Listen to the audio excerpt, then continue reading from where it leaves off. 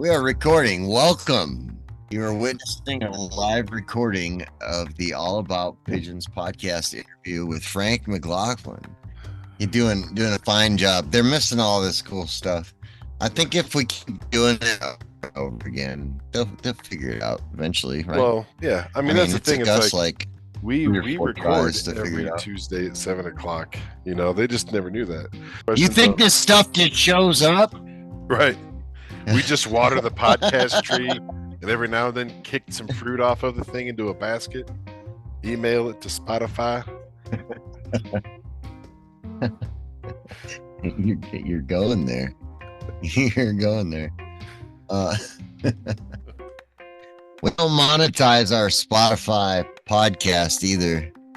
Right. Have you guys noticed that yet? That when you listen, it's real nice. You just listen to the show. There's no interruptions about insurance and all other nonsense that you'd be getting with everything else. Because we don't monetize it all. It costs us money to do, but we believe in it. We believe it's helpful. You know, it just costs Phil money. I'm just an AI program that Phil pays for. Right. And well, that Chat GPT program, the Maker Chris program, dude, all these updates it keeps giving me. You need to pay for a better version, my friend. I know the latest update that was politically correct cost too much, so I'm just leaving it the way it is. Discounted model. Right. I'm still gonna run it live. We are early, but we'll just use this time to chit chat a little bit. You know, for sure. Give me a chance to light my cigar here. What does Frank do? Did you not hear my intro? I gave like a 2. I timed it. It was like almost 2 minutes. I totally did. Yeah. I totally did. I got it. Okay. Have you checked out his YouTube? He's got a pretty nice YouTube, man. He does some pretty practical things, not just sitting there talking about, nothing for 20 minutes. He's pretty informative. I think I've mentioned before that I don't watch YouTube, but it's not because I don't like YouTube. It's just because I don't watch it. Are you ready for me to bring this guy in? I'm feeling good, baby. Let's. Chris is running a live stream right now too, just if anybody wants to jump in with any live questions. But we do have some questions that were posted. We'll touch on those too. But do you belong to any race clubs in your area, Frank? Yeah, I actually belong to it's the Braintree Norwood Racing Pigeon Club. Okay. And it's about 40 minutes from the Lofts. And I've been a member of the Rhode Island Racing Pigeon Club. And I've raced from both clubs the last several years. The Boston Concourse, it got kind of small. We lost a lot of membership. So I started racing in the Southern New England Combine. So I raced out of Rhode Island, and the Braintree Norwood Club races both out of Boston and the Southern New England Combine. But for years, I was a member of the Braintree Club, and then, for many years, the Plymouth Racing Pigeon Club. And then that kind of, we didn't get the membership, so it was absorbed by, Braintree Norwood and some of the other clubs in the area. How's the health of that current club? Oh, good. The Braintree Norwood Club, we probably have 20 members.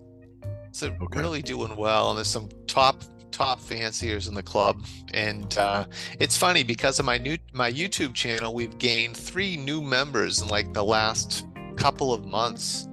And it's really was surprising to me. So hopefully maybe there's been a lot of membership around the country, the world, but we have 3 local guys that'll be flying young birds with us this coming August. So I'm pretty excited about that. Oh, that's cool. It's good to see growth. Yeah, that's fun. How do you feel about one loft races? Do you feel like one loft races hurt the sport and individual clubs, or what are your thoughts on that?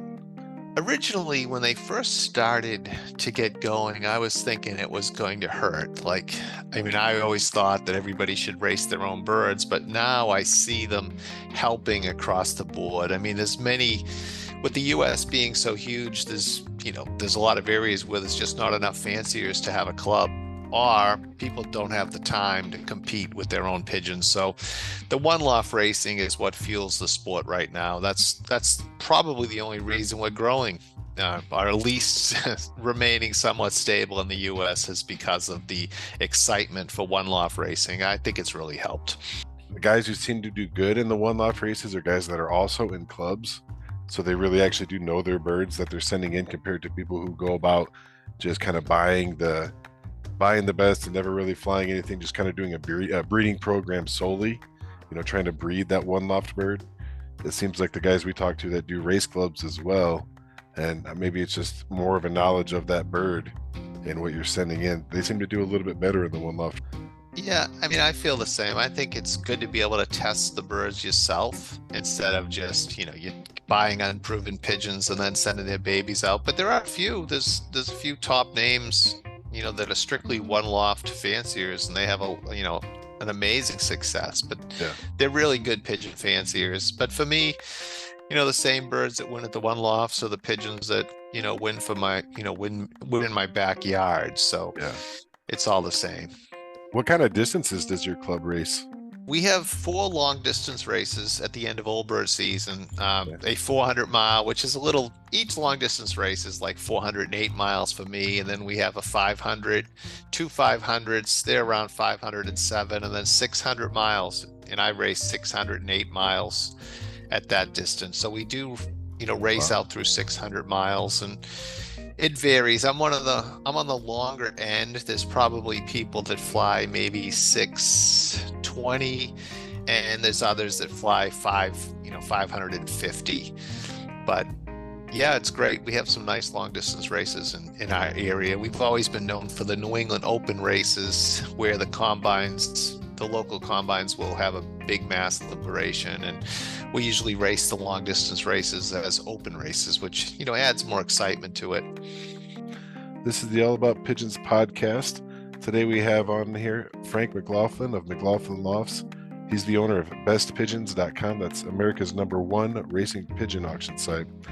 Frank has been at the top of the sport in the powerful Boston Concourse for over 40 years. He relentlessly tracks down the premier pigeons on the world stage. Since the 1980s, Frank has had numerous opportunities to visit top Belgians and many other famous fanciers. McLaughlin Lofts has not only imported birds from these lofts, but also has become close with the masters of the sport. Frank has been asked to speak in multiple countries, and his seminars have become very popular.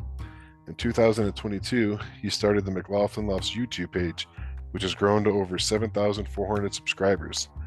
This allows Frank to offer all his insight, methods, and systems to the pigeon world through his videos.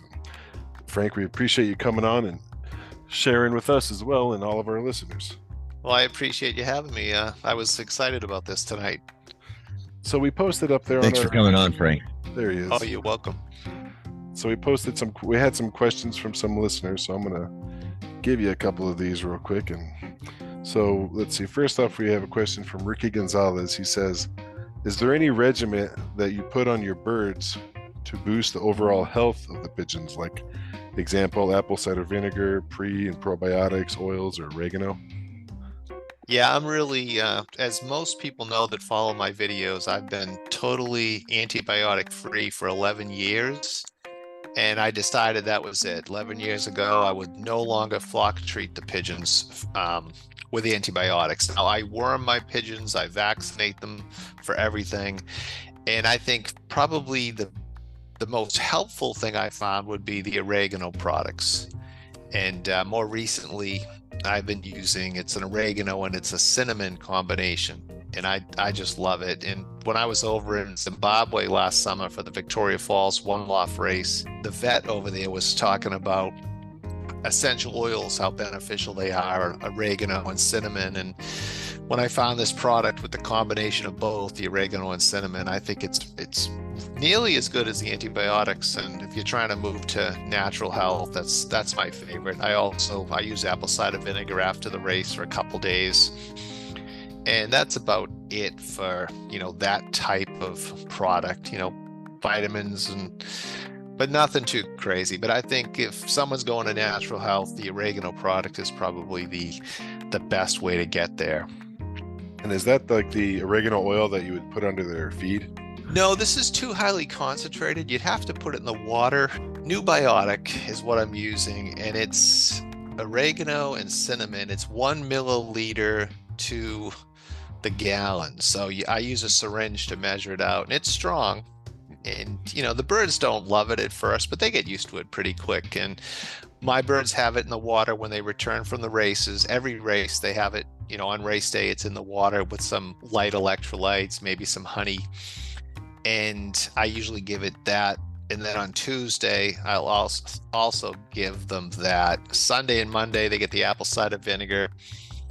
And then like Wednesdays, red cell, the horse wormer. I'm, pretty much a natural, just all natural across the board, but it's worked, and the birds keep getting stronger. It can be done. A lot of people think they can't go antibiotic free, but after the first year or so, you see the strong one, the weaklings separate themselves out. I'll lose the weaklings, and they're not in my population anymore. I'm not breeding from them, so their genetics are taken out of the population. So by going natural health, you can really tell, the strength, what's your best pigeons, by just going all natural. And what kind of ratio when you give them the apple cider vinegar? I've seen ratios about 1 tablespoon or 2 tablespoons to a gallon. Is that what you're doing after the race? I'm a little stronger than that. I do about an 1.5 ounces, so I think that's about 3 tablespoons to the gallon. Yeah. And when they finish the race, they drink the oregano product. And I get links, it's, on my Pigeon store if someone wants to buy it, or I talk about it on my YouTube page. But I use the oregano product, and then I follow up with 2 days of the apple cider vinegar. And a lot of the vets claim that it has a positive effect of knocking down, canker, as canker starts to jump up after a race. So I'm not sure if it makes a difference. I mean, psychologically, it makes a difference for me. And then midweek, I will give them the yellow drops. It's another natural microbial. Although this season I had a tremendous old bird season, and I just had no time for any of that stuff. So I didn't give them any yellow drops. I didn't mix anything on the feed. It was just pretty much grain and minerals and oregano and apple cider vinegar, and they flew great. But my birds have been on natural health for a long time, so I think someone switching over should use the natural products and be pretty regular with them. Being part of a race club, do you do vaccinations that are required through the club? There's nothing required through the club. All my members, they do vaccinate. They're all really good about it, and you'd be surprised how many people still around the country don't vaccinate for like even paramyxovirus, which I think is crazy because I've dealt with it over the years. And if you get paramyxovirus and your birds don't have immunity to it, or you haven't had generations of pigeons that have been vaccinated for it, you'll get wiped out. And I help a lot of the local guys with vaccinating. If the pigeons are crated, I could probably vaccinate, 1,000 pigeons in an hour if they've already been crated. So it goes pretty quick. We've had 1,000 pigeons in an hour. Wow. Maybe not that many, but yeah, as quick as as you could hand them to me, I could vaccinate them. Just a few seconds a pigeon. So yeah, I could vaccinate a lot of pigeons. I mean, I'll crate up my race team and just vaccinate them. If someone was there to help me, just to hand me the birds, it goes really fast. But taking them out of the crate, it slows me down. But yeah, I used to export to the South African $1 million pigeon race, and I exported to the Victoria Falls One Loft race in Zimbabwe. So I'd have over 1,000 youngsters come in every spring for export, and you have to get pretty good and pretty quick with the vaccinations. No, but I'm strict. Like, I vaccinate as I wean the babies.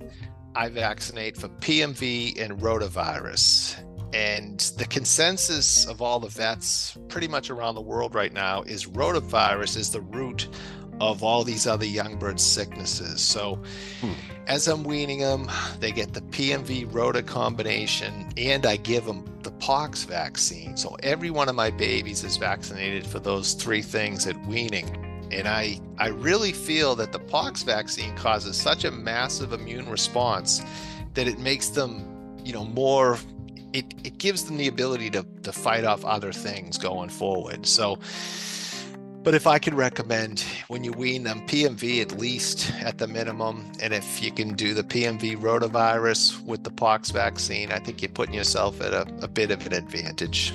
I just recently learned that some folks vaccinate by sticking them in the leg. I've been scruffing them. What do? You must be doing them in the leg. It's faster. You know what? I've never done the leg. I haven't done it. I mean, I vaccinate behind the neck, and I actually vaccinate towards the head, and I go between the shoulder blades, pretty kind of a little lower on the bird, and I use a shorter type needle, maybe a 1/4 inch needle, but I haven't had a problem. But I've never tried in the leg. I do vaccinate for pox. I'll put a microscopic droplet of pox vaccine from a syringe. I'll pull the skin out on the thigh, and I'll just put the droplet through the skin on the thigh, and I'll get a little BB take for the pox. But yeah, the PMV and all my other vaccines I do behind the neck. Okay, that's interesting, because we had something on our Facebook for a while, and some people were saying that, well, can you prove that vaccines work? It's like, well, if your birds aren't dying, it's at least not hurting them. It's keeping them going, and especially if you're in situations where you're mixing birds in crates, and how you guys are doing your races, or if the people are showing their fancy birds and exposing them to a ton of other birds, then you really should be just taking care, especially if these are your prized birds. It's so very important. I mean, I've dealt with PMV probably, maybe it might have been like 5 or 6, maybe longer, 7 years ago. Someone sent me some fancy birds that I was going to export for them, and I had in my barn where I would keep my the pigeons for the import business, and my own pigeons were about 10 minutes away. So I had the fancy birds maybe 4 or 5 days, and one of them, the head started spinning. And I was like, oh no. And then all of them. So I was going from my barn to the pigeon lofts, and I was changing clothes and everything. Didn't want to take any chances. And within 2 weeks after that, I had maybe 10 late hatches that I got lazy with, and I decided, well, I'll vaccinate them when I get to it. I'll do it whenever.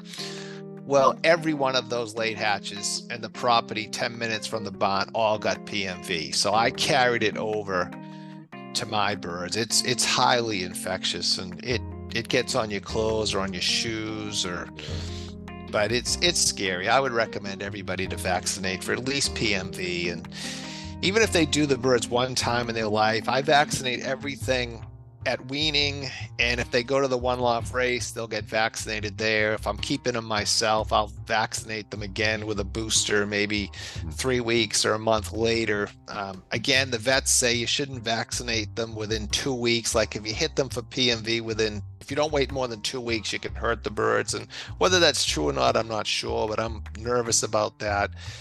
So I vaccinate everything at weaning. I give them a booster, and then before breeding and before the race season, I'll vaccinate with a PMV salmonella bronchial. It's a respiratory vaccine. I'll give that to the breeders and the race team. It's a 3-in-1, and they get that every year, and I think it works great.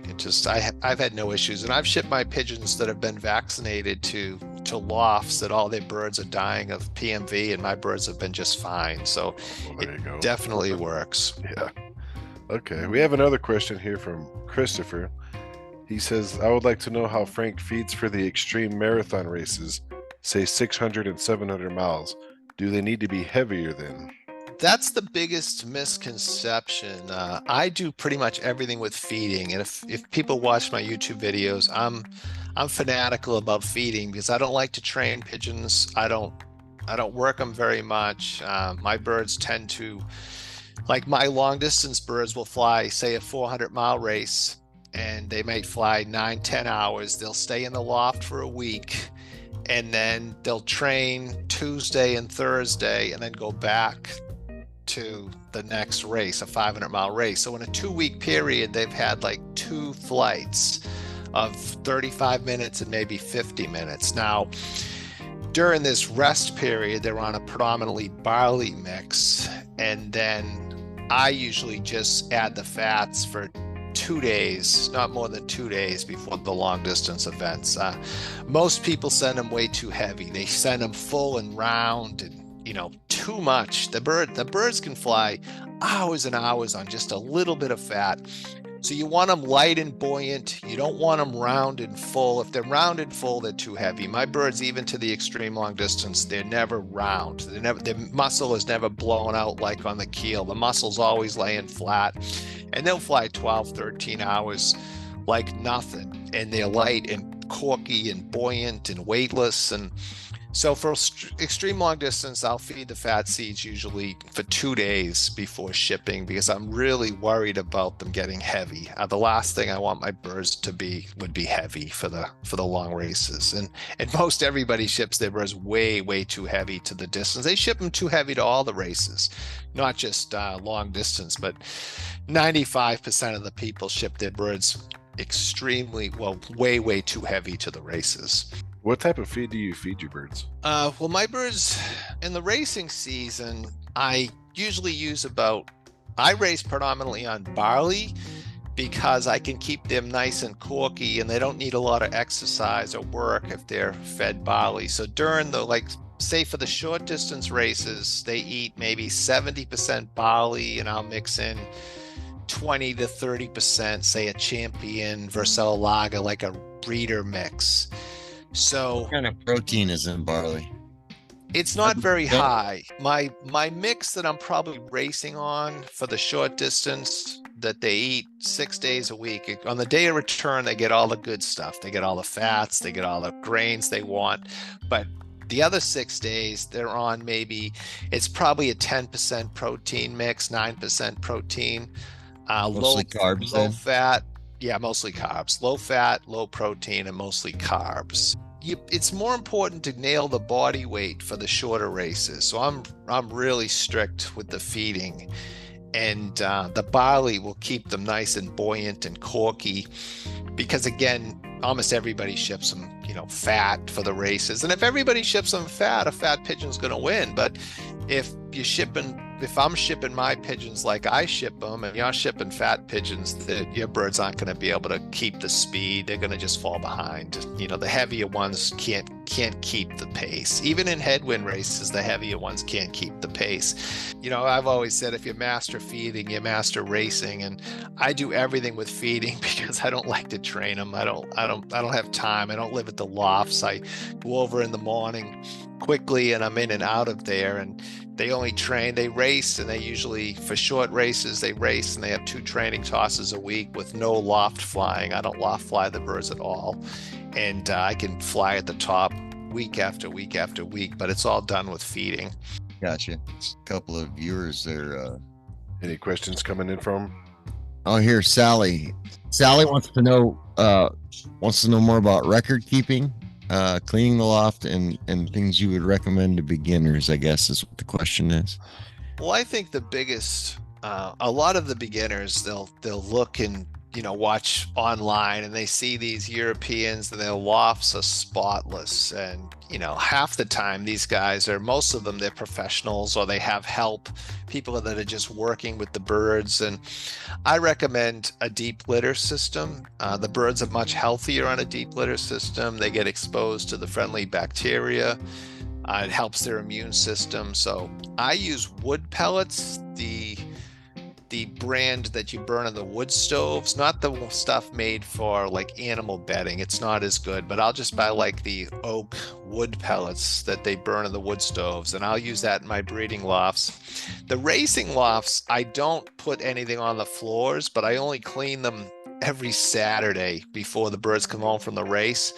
So it's not like they're spotlessly clean. It's not necessary. If they're dry, you don't have to kill yourself, scraping all the time. And, I just don't have the time for that. So all the breeding birds, they're on the deep litter, the wood pellets. The racing birds, it's just the lofts are cleaned on, the morning when they're coming home from the race, because I usually have more time on that, on the Saturday. And for record keeping, for my pedigree program, I use the Loft Manager online. It's an online program that you can access it, from your phone or anywhere. It's out on the cloud or out on the net, and I like it. I mean, it does a lot. I only use it for pedigrees. I don't use it for anything else. And again, like everyone else, I mean, I just keep records of as I band the babies, what pair they're bred from, the siren dam and all that sort of good stuff. Nothing too fancy. I just have charts in the breeding sections where I write everything down, and then I can just, take that and put it into Loft Manager if I decide to. How deep is the when you use those wood pellets? How deep are you putting that in there? Well, I would say they have 40. I think they're 40-pound bags. It will probably cover an 8x8. It's only a light layer. Oh, okay. It's not a lot, but as they break down, they get very voluminous. Like you'll put in one bag, and when you go to clean it, you'll take out 6 bags. I mean, they break down, and so my lofts right now. It's funny. I think the loft is one of my breeding lofts has 3 sections. They're probably all about 6 or 8 foot. But I just put a bag down in each section, and then now it's it's about a good inch covering the floor. But I move it around as it gets spread out. I'll kick it around and remove the clumps. But it's a good product, and every 8 weeks or so I might change it out. If it'll break down to the point where it's getting a little dusty, and I'll change it out. But I wear a respirator mask when I'm working with the pigeons now, and I didn't do it for the first 45 years of my career, but I've had so much exposure. I recommend wear the respirator mask. I mean, not that you probably never ever have an issue, but why take a chance if you're going to have, especially the kind of exposure I have to the birds. I mean, I deal with a lot of pigeons with my auction business and with my own pigeons. So it's been at least 5 or 6 years that if I step in the loft, I put on the mask. Yeah. And for those who don't know, he's talking about what older fanciers wind up getting is what's called pigeon lung, and that's it's real nasty, and it's terrible. Yeah, because if you're in pigeons your whole life and you get pigeon lung, that's pretty much it for you. You cannot be around that stuff anymore. Yeah, I've seen people react to it. It scared me. Like it's almost like the flu hits them instantaneously. They start shaking. They go into a fever, and just from getting the exposure to the dust. And I was tested 4 or 5 years ago, because there is a test for it to see if you're predisposed to it or you have the genetics for it. I don't actually have the genetic or the whatever it is. I don't have it, and I'm thrilled. But I also, even so, the dust for all those years, it's best to probably wear it. My respirator mask has the filter, and it filters gases and particles. So it's a good mask, and you could buy it at Amazon or at Tractor Supply like DuPont, but they're terrific. Not the most comfortable thing, but I'm used to it. But I think it's beneficial for pigeon fanciers to wear it. Yeah, compared to the alternative, I mean, it's just another preventative sort of thing you could do. Yeah, absolutely. And someone who's coming into it, who's just kind of coming into racing pigeons or getting into pigeons, your YouTube is definitely a good resource. I was telling Chris earlier, it's not just a bunch of ramblings of a pigeon guy. You jump right into subjects, and it's a pretty concentrated dose of information. It's a good resource. And any other tips you can give to people who are just getting into the sport? I mean, I think people make it too complicated. It's really not that difficult. If you can keep them healthy and you can train them adequately and you can get used to feeding them correctly, you can fly at the top. And I think a lot of young fanciers think that somebody like me has all the secrets, but I tell everything. Like all my competitors watch my YouTube channel, and they apply some of the systems, and they feed like me, and then they play with the birds all day. That's all they do is mess with the race team. So it's tough to compete. It's not that difficult, and I think go for it and try to keep them healthy naturally. And there's really no secrets. And if I had a secret, it's on my YouTube channel. I mean, I'm sure that some people cringe at the information that I offer up, but I offer, if I know it and I think it can help, I provide it. So it's not difficult. I hope more and more join. And I'm excited that, we gained 3 new fanciers in the last month just from local fanciers from my YouTube channel. And I was really happy. So we're getting them started. We're getting them some birds, and they Awesome. should be all right. We got another question on the live feed here. It's from Samantha. How many pigeons does Frank have? Well, like everybody else, I I have too many, and I probably have about 50 pair of breeders, and I race a team of celibate hens, which if you're going to race any system, you can see it on my YouTube channel. Race celibate hens. There's nothing like it. They race to the perch. So I'll have about 30 hens, and I also race 30 celibate, cocks of boys. So about 60 on the race team. My brother, the hens race under Dan McLaughlin, his name, and the boys race under McLaughlin Lofts, my name. But the hens always destroy the boys. And I raced widowhood for 30 something years before I started messing with hens. And I wish I started 30 years ago, because I had a serious, boy bias, thinking they were faster and stronger, but it's not the case. My hens destroy the widow cocks. So I have like maybe 60 on the old bird team between the two lofts, 100 breeders, and I breed about 120 youngsters for myself. The rest go to one loft races, and then a bunch of them are bred for sale. And there's always, I've got flight pens with a few odds and ends and some extra cocks, extra hens. And I have a lot of space, which sometimes when you have a lot of space, you tend to put pigeons in it. So too many pigeons. Well, at least now we know what the number is for too many pigeons. So anything below that, everybody's okay. Yeah. I caught like 450 or something. I don't know. I'm doing pigeon math anyway, so it don't matter. It's easy. It's easy to have a lot. I mean, I probably have 100 that I could sell, like that I try to keep every year. I'll breed a bunch of late breds, and a lot of times I'll let them grow up, and you sell some of them, and then as yearlings I can sell. So on top of that, I probably have 100 in the flight pen that I could select from to sell. And how much does a good pigeon sell for these days? Well, I think it's just silly. I tell the story, and many of you may have heard of the Cannibal, and the Cannibal was probably the best breeder in the last 25 years or more, 30 years, the best breeder in the sport. And I went and visited Dirk Van Dyke, the owner of the Cannibal, in 2003. So we're only talking 21 years ago.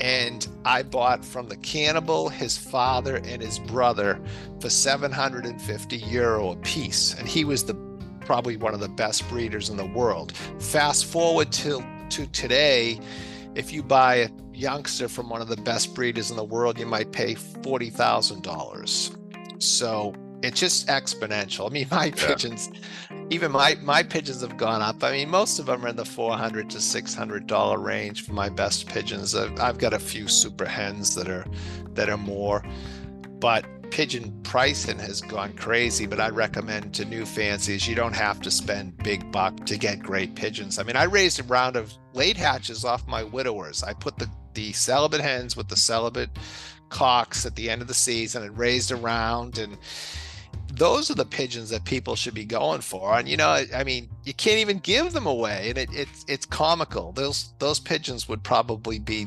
super birds for new flyers to start with. But everybody wants to buy from the best breeder, or they want to be a collector and have something related to this famous bird. And there's good birds everywhere. I mean, everybody has good pigeons nowadays. And if you go to a good fancier in your club that's not a professional, and I would recommend buying off his race team and get started that way. And usually they're late breds and they're inexpensive, and that race team will be the breeders 2 years, 3 years from now, and many times you're going to get some great pigeons. Well, Frank, you've definitely been given some good advice. I really like that, talking about all the luck you've had by flying your young hens. I think. Yeah, and some of these hens, like I'll win for two of my best hens. One was a 5-year-old this year, one was a 4-year-old, and my pigeons, they can race a really long career. Now, part of it is they're antibiotic free their whole lifetime. The other part of it is for every 2 hours on the wing, my birds get 1 day of rest. So if they fly 6 hours, there's 3 days of total rest in the loft. They don't leave the loft. If they fly 12 hours, they're not leaving the loft for like a week. They're locked in just to recover and rest. most everybody in the sport, their birds will fly, 500 miles or 300 miles, and a day later they're training them again, or they're pushing them out to fly. And I just shake my head. I think it's crazy. But I have pigeons that can win. I just retired a 5-year-old and a 4-year-old this past Olbers season, and they were just amazing. My best was a 2-year-old, but those 2 hens were incredible.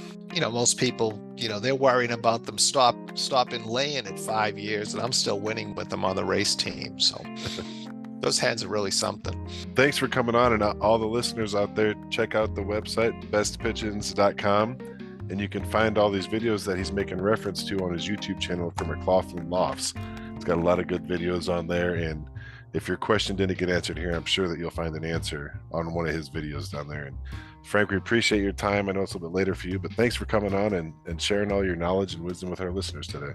Oh, you're welcome. I'm very thankful that you had me on. And if anybody has a question, they can always email me. I'm very accessible, and I like to help and give back. So, and my YouTube channel does have a wealth of information. I think, anybody who hasn't seen it will enjoy it. Thanks, Frank. You have a good evening. Well, thank you. Thank you for having me. Maybe we can do it again sometime. Absolutely. Yes. Thanks, Frank. That was a pretty good one. He definitely gave us a lot of good information there. Like I already said, but that information about the hen and the overfeeding, he said too. He said like 95% of the guys are sending their birds in too heavy. So means everybody could save a lot on feed. Right. Yeah. Make some adjustments. And that's my take. No, I'm just kidding. No, there was a lot there, and he sounds like he's on the ball on most of it. He's got a pretty healthy regimen that he keeps up, and he's doing the antibiotic. Yeah, all natural. He's doing the oregano, which you've been kind of doing yourself. You've been talking about that. Yeah, I've been doing that, and he's absolutely right. The birds don't like it when they first taste it, and they can taste that stuff, and I think they can smell it too, because they'll pick around it for a while when I put it on the feed, and then when they get hungry, they'll eat it. Yeah. Sometimes it takes a day or two. They'll eat it up. There's always leftover when I feed the oregano oil. It's spicy. Why is it so spicy? It's so spicy. Oregano is a strong stuff. I've taken that before when I've had a cold, and you got to chase it with something. So yeah, I took a shot of it when I wasn't feeling good. Yeah. Yeah. Oh, you gave your recipe on how to make some of that your own, so you guys got to search through the podcast to find that. That's Chris's secret recipe on making his own. Yeah. Actually, my secret recipe was Google it. Oh man, they just gave away the whole secret.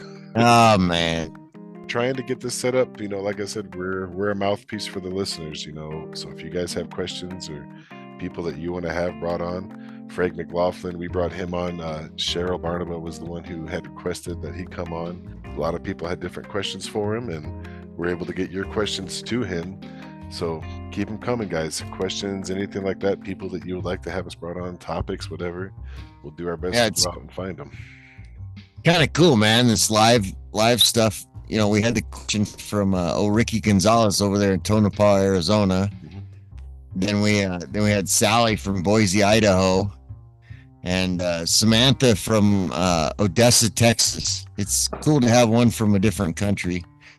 Yeah, I think that Christopher, that's pretty neat. I don't know where he was from. That's what it's about. It's just about promoting the hobby and doing it this way. Through letting the listeners ask their questions and everything else. So yeah, keep them coming, guys. Yeah. We do recordings every Tuesday at 7 p.m. Arizona time. So if you're not sure what time that is, just, hey Alexa, what time is 7 o'clock Arizona time? Boom, there you go. Or Google it. If you got Alexa. Yeah, or Google it, whatever. It's Arizona. We never change our clocks. It's the rest of the world that's gone bonkers, but we always stay the same on ours. So as your clock changes, the time difference will be different. It's always 7 p.m. on Tuesdays. Check out our Facebook. We'll put the live stream up there. So whoever we are interviewing that night, you can jump on there with us, ask questions as we're talking directly to the person. Hey, by the way, we started an All About Pigeons podcast page, like a profile page on the Facebook. And the only way we can get, it's just like all the rest of the other platforms. The only way we can do live stream from the computer and get actual real audio is if we get followers. We got one follower on there, and I think it's me. I think it is you. I just opened that up. I'm feeling I'm feeling pretty lonely here, guys. So I need your help on that one too. So hit up that page, give it a like and follow or whatever it is, and that way eventually we can get enough followers so we can actually do a stream from the from a real legit streaming software and not my bogus iPhone 5. Well, if we could, we're trying to get this to work through the Facebook and stuff, because our Facebook group is growing good, but really a YouTube, if we could get more subscribers on the YouTube, that would be a really easy platform to do a live with and get comments that way. So bear with us, just like we've said before, like how the first, 6 episodes, the audio is kind of wonky, but we get it figured out, and we'll get this figured out too. And it's going to be with your help. So Chris, give us another one of your beautiful outros. This has been another glorious recording of the All About Pigeons podcast. You've been listening to Chris and Phil and Chris and Frank McLaughlin. That's right. Like, share, whatever you listen to, give us a good rating on there. It really helps the algorithm and helps people find the podcast. We don't pay to promote, nothing like that. It's pretty much through whatever you guys share and word of mouth. So keep it up if you enjoy it. If you're listening, we do appreciate all your support.